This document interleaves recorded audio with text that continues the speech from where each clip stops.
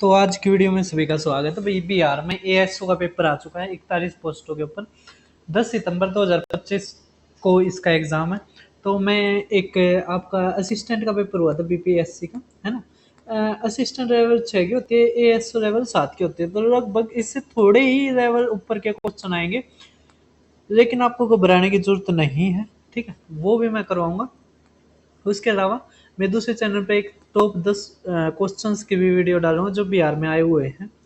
अब तो भैया आप बिहार में किसी भी एग्जाम की तैयारी करते हो तो मेरे चैनल पर जाओगे। मैंने बिहार पेपर्स के नाम से अलग से प्ले लिस्ट बना रखी है। अभी बिहार में 4 पेपर हुए थे, ठीक है। चारों के चारों मैंने ये डाल दिए हैं, तो इनको जरूर देखना।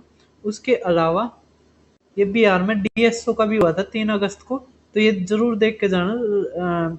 काफी हेल्प करेगा आपको। ये बिहार में टीसीएस ने दिए थे बेस्ट 20 क्वेश्चन करवा रखे हैं। मेरे टेलीग्राम चैनल पे मिलेगी मैथ्स बाय दीपक शर्मा, और फेज 13 के भी चालू हो चुके हैं। अब क्वेश्चन नंबर 1 देखिए आप, क्या कह रखा है। अगर सम और डिफरेंस दो नंबरों का यह दे रखा है और हमें डिफरेंस ऑफ देयर स्क्वायर निकालना है, तो मतलब ए स्क्वायर माइनस बी स्क्वायर निकालना है। अब इसका फार्मूला क्या होता है हमारा, तो ए प्लस में बी इंटू में ए माइनस में बी, तो दोनों की गुणा करनी है। तो 20 गुणा में 8 180 हमारा आंसर, ठीक है। अब देखिए नेक्स्ट क्वेश्चन आप, कह रहे न्यूमरेटर और डिनोमिनेटर एक फ्रैक्शन के 2:3 में है, ठीक है। अगर 6 घटा दिया जाए फ्रॉम द न्यूमरेटर, है ना, तो रिजल्टेंट फ्रैक्शन हमारी 2/3 आ जाती है ऑफ द ओरिजिनल फ्रैक्शन, मतलब 2/3 की भी 2/3 आ जाती है। तो न्यूमरेटर बताइए ओरिजिनल फ्रैक्शन का, कुछ नहीं है। न्यूमरेटर और ये डिनोमिनेटर 2:3 मान रखे हैं ना, हमने 2x और 3x मानना, ठीक है। करके 6 घटा दिया जाए, 6 घटा दिया तो रिजल्टेंट फ्रैक्शन है वो 2/3 हो जाएगी ओरिजिनल की। तो ओरिजिनल जो फ्रैक्शन थी वो हमारी 2/3 थी, इसकी 2/3 हो जाएगी, तो हमारा 4/9 आ गया, ठीक है।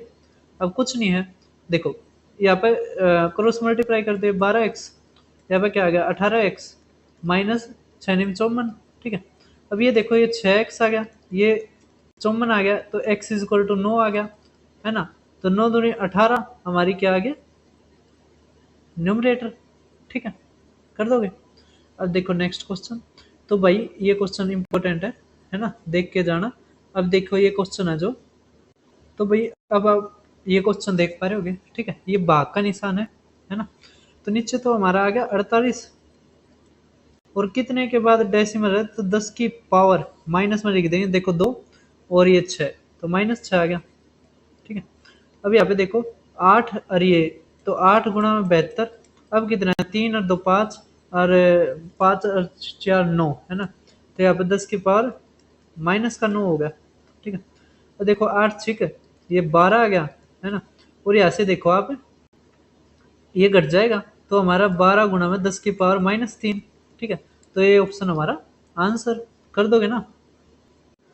अब नेक्स्ट क्वेश्चन देखिए आप, करके एक एग्जाम में 37.2% of the total candidates were girls, ठीक है, ठीक है भाई साहब।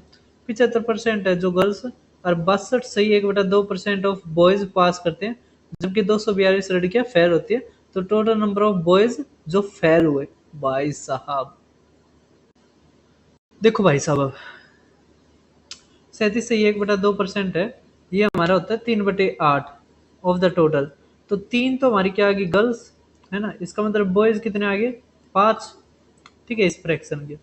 अब कह रहे हैं 75% of the girls and 62.2% of the boys pass, ठीक है।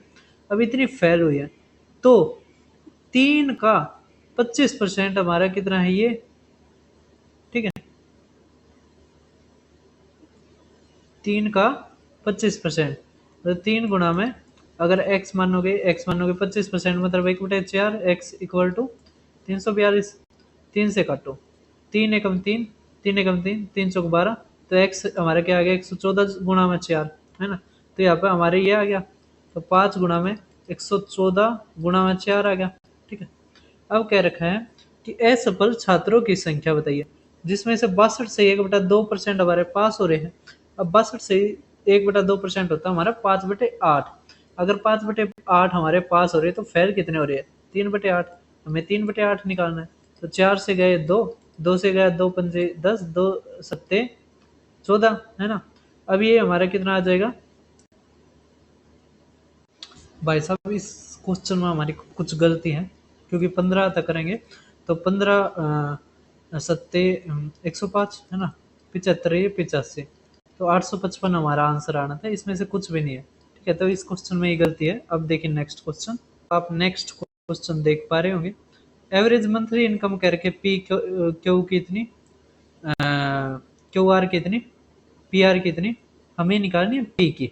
ठीक है, तो पी की हम कैसे निकाल सकते हैं, तो हमें क्या करना पड़ेगा, पहले पी क्यू आर की निकालनी पड़ेगी, है ना। अब देखो पी प्लस में क्यू का औसत दे रखा है बटे में 2 इक्वल टू हमारा ये आ जाएगा। ठीक है, इसी तरह 6250, इसी तरह 5200, तो ये कितना आ जाएगा 5, है ना, और ये 10 और ये 16।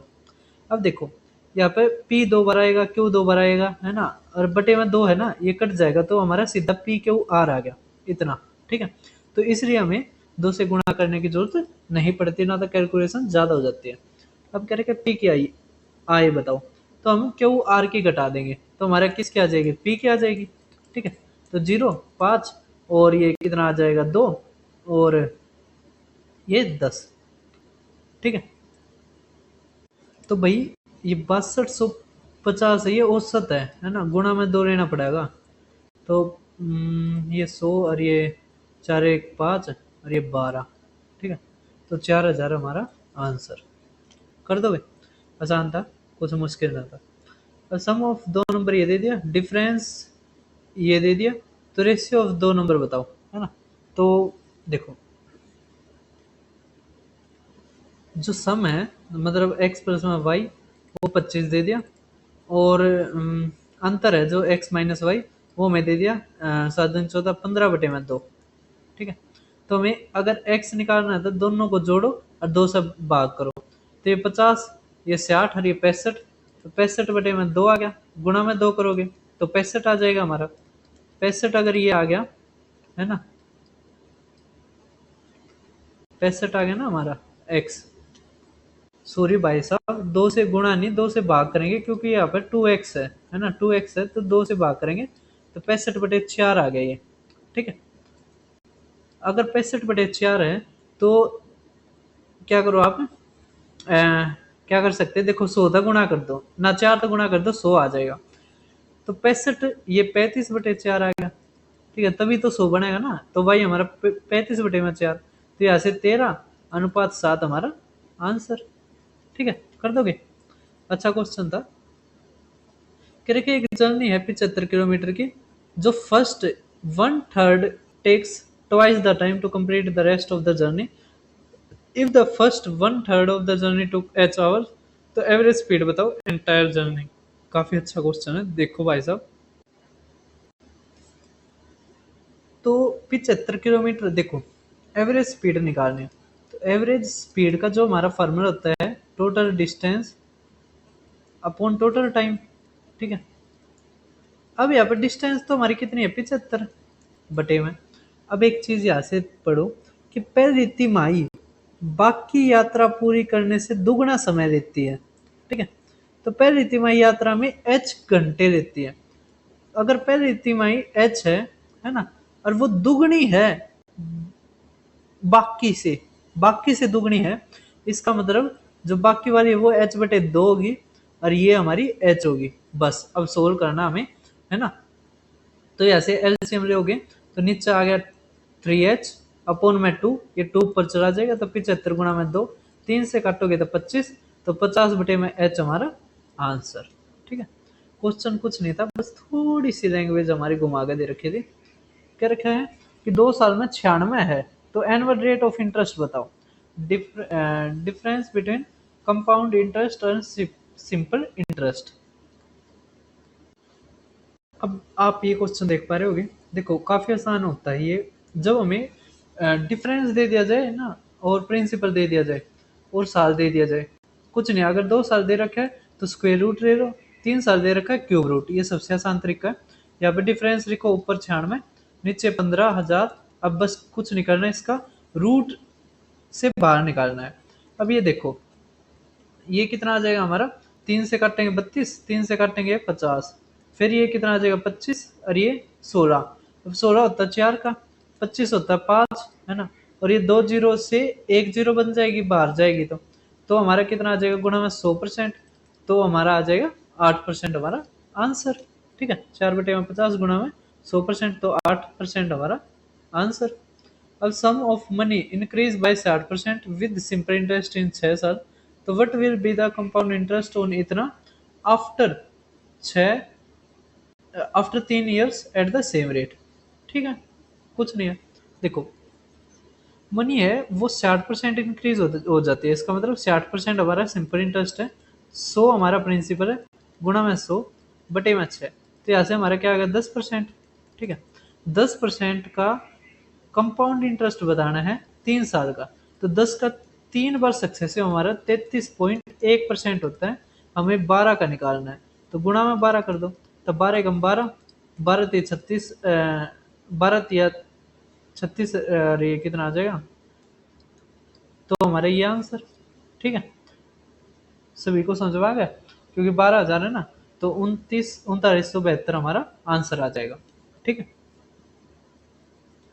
अब देखिए नेक्स्ट, कह रखा है टोटल एज ऑफ 45 बॉयज और 40 गर्ल्स कितनी है, अगर टोटल एज ऑफ 50 बॉयज और 20 गर्ल्स कितनी है, तो एवरेज एज बताओ किसकी, बॉयज की।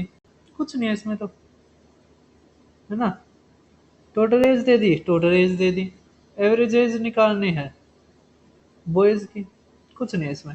ठीक है, आसानी तक कर दोगे, जैसे ये 50 है ना, ये 20 है, और यहाँ पे 1320 है, तो क्या करो आप दुगना कर दो, इसको भी दुगना, तो ये 100 बॉयज आ जाएंगे। ठीक है, ये 40 आ जाएगा, और वो भी कितना आ जाएगा 2640 आ जाएगा। ठीक है, अब क्या करो घटा दो, तो ये तो कितना आ जाएगा 55 बॉयज, इक्वल टू हमारा कितना आ जाएगा, ये 0 0 और 11।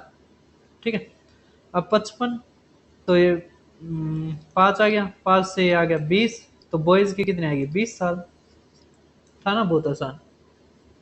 अब देखिए नेक्स्ट, कह रखे 4 साल पहले रेशियो है ए का ये है, 8 साल बाद ये है, तो वर्तमान आयु का अंतर बताइए, तो 4 से भाग होने वाला मिलेगा, तो 4 से भाग होने वाले ही हैं, क्योंकि 13:9 है ना। अब क्या करो, इस क्वेश्चन को कैसे करते हैं, जब पहले भी दे रखा और बाद वाला भी, तो इसको मान लेते हैं हम। ठीक है, 13x और 9x, अब ये 4 और 8 कितना हो गया 12 साल, तो 12 साल जोड़ दो दोनों में। ठीक है, अभी ये 4 से गुणा हो जाएगा, ये 3 से हो जाएगा, इक्वल टू आ जाएगा। अब ये 36 आ गया, ये 39 आ गया, तो 3x इक्वल टू, अब ये देखो ये 48 आ गया और ये 36 आ गया, तो 12 आ गया हमारा, तो x इक्वल टू 4, तो यहाँ से 13 चौक 52 आ गया, 9 चौक 36 आ गया, लेकिन 4 साल पहले किया, 4 साल बाद तो 56, है ना, और ये भी कितना 40, वरना वैसे भी बता सकते थे कितने का है डिफरेंस, 16 का, यहाँ पे भी तो 16 का है डिफरेंस।